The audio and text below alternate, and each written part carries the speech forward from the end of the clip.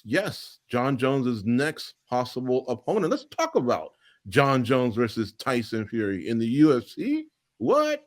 I know the panel can't wait to chime in here, but let's hear from the UFC president himself first. These are some comments from that post-fight press conference he did, UFC on ESPN 46, Kara France versus Al Bazzi.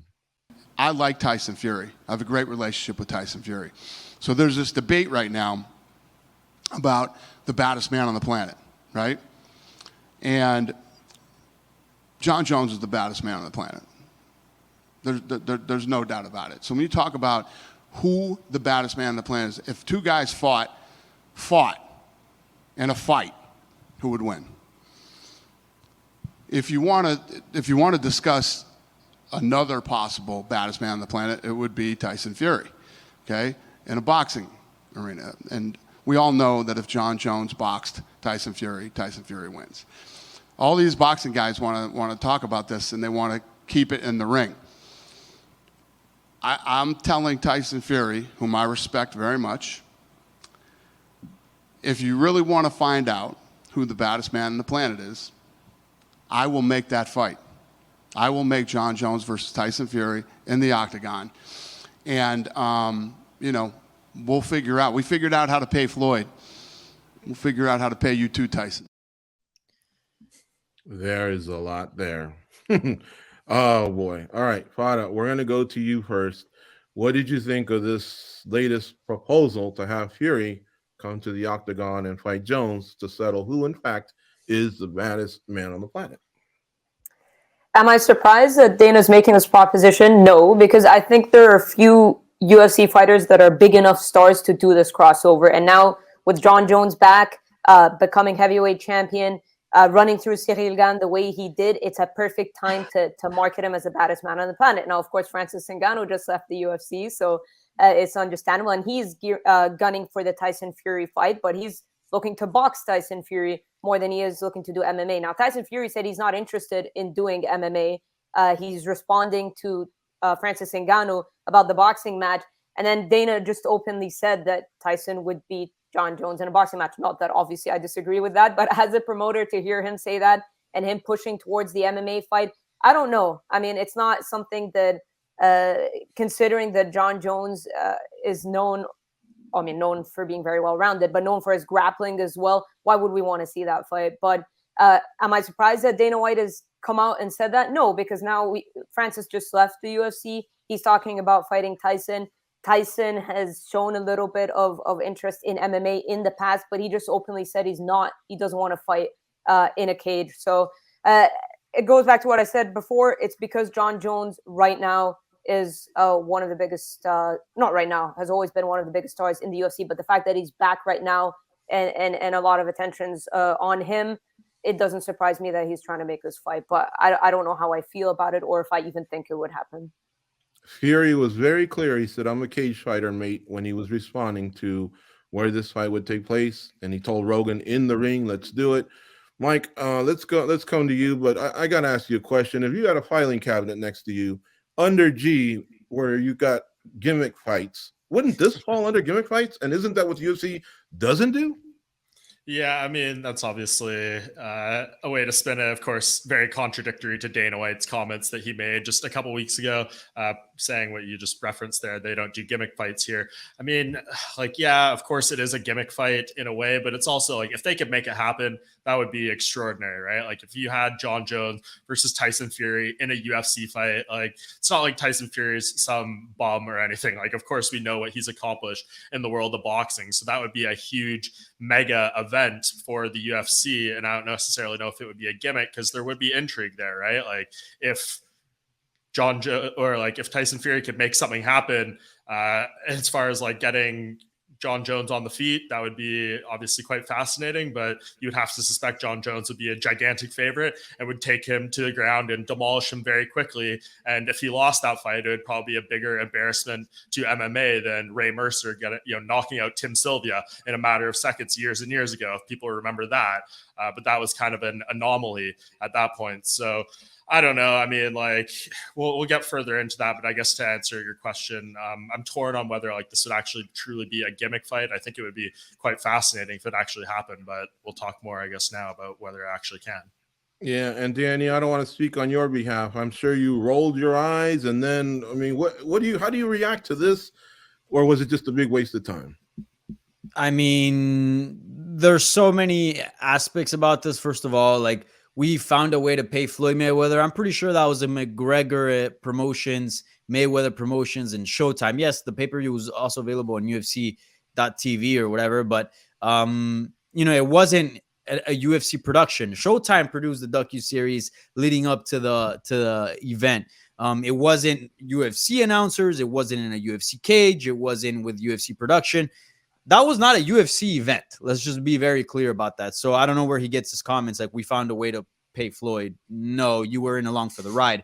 But anyways, this is just so puzzling. I would bet my life that a boxing match between Francis Ngannou and Anthony Joshua is far more competitive than an MMA fight between Tyson Fury and Jon Jones.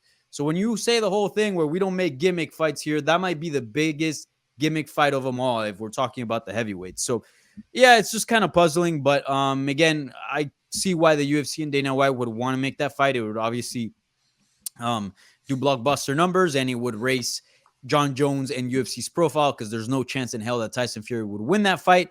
I mean, maybe like a 0.000000001% chance. But anyways, you guys understand. Just puzzling comments from, again, Dana White contradicting himself from literally previous comments done a week prior or a couple weeks prior. Are there any pros and cons to this that you guys can think of that we haven't covered? I'll go back to Farah on this one. Pros and cons of the fight happening? Yeah, I mean, is there anything to get excited? I mean, yeah, I guess we find out who the baddest man on the planet is. And even if Jones or Fury gets their hand raised, Ngannou's still around, I mean, just 3 months ago, everybody said it's that guy. Look, we're going to watch. That's just the reality of it. Just because when you put things like that, it's the same thing that people said when McGregor boxed Floyd, like he's going to get destroyed, blah, blah, blah. We're going to watch. So that part is going to happen. Are we going to necessarily enjoy it? Are we going to say, I told you so? But if I go to the comment section here, Richie Elger said they know the algorithm. If they talk Jones versus Tyson Fury for a couple of weeks, everyone stops talking about Francis. Yeah, I mean, that's the thing, right? Because right now you've got a 3-man race, not really, but in terms of the headlines, Francis, Tyson Fury, and Jon Jones, everyone talking about baddest man on the planet. We're talking boxing, we're talking about MMA, and then Tyson Fury's in the middle of it because obviously he's a boxing world champion and a huge star. So I think it's more noise than it is anything. Also, I want to chime in here. It is also taking away from the conversation of Ngannou joining the PFL, but also there's a subtle message there when it's like, well, the baddest man on the planet is between Tyson and Jon Jones. Like, we got to figure it out, right? Yeah. Well, Francis Ngannou has a claim to that as well, right? And until either Francis Ngannou or Jon Jones loses, that's the conversation of the baddest man on the planet, or until they fight, obviously. So yes, it's to distract a lot of the Ngannou PFL talk, but also in a way subtle there, get in there like, yeah, it's between Fury and Jon Jones. Like, Ngannou's not even in the conversation, right? Yeah, and Mike, I want you to close up shop here, but earlier in the comments, somebody said, man, why are you guys all so mad and hating? And I don't know. I don't want to erupt here on a live show, so I'll let you handle it. You're definitely more poised than I am.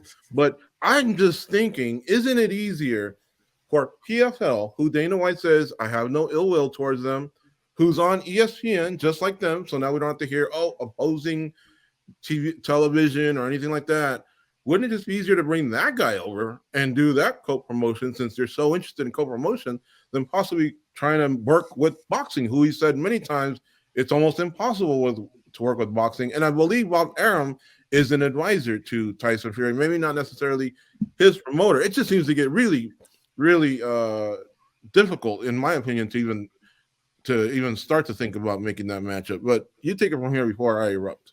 Yeah, so Dana was kind of asked that question at the back end of the scrum about like the promoter side of Tyson Fury and how it would work, and he seemed to have some level of confidence that given his relationship with Tyson specifically and whatever inside knowledge he may know about his promotional contracts and management and all that kind of stuff, he seemed confident that maybe there is a realistic path to getting this done. But I think what Danny said there and Farah alluded to as well is like pretty on point, right? In terms of trying to take the attention away from Francis and maybe take this fight away from him as a whole, right? Because if Francis Ngannou gets this fight with Tyson Fury, the conversation is over. He won this decision to leave the UFC. He got the big boxing fight he wanted. You assume the big payday that comes with it. You got the MMA deal that seems pretty damn fantastic for him as well. Like, what up then, haters, right? Like, you can't say anything negative about this guy. He absolutely hit a home run with this decision to leave. And I'm sure Dana doesn't want that egg on his face, right? Like, he doesn't want the UFC looking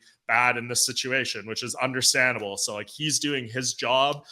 He's doing what's he probably thinks is in the best interest in the UFC. So I can't necessarily hate on him for it, right? Like, he's doing what he has to do. Francis made his decision to leave, and here we are, right? Like, they're kind of now jockeying over this. Yes, as you kind of started off your question with George, right? Like, it seems like maybe we're hating on Dana or trying to nitpick his words. Like, this is the job. This is the point of the show. This is why you're watching it. So people like us who with inside knowledge and been covering this industry for so long can talk about these topics and tell you, the viewer, when things are misrepresented or inaccurately presented by Dana White.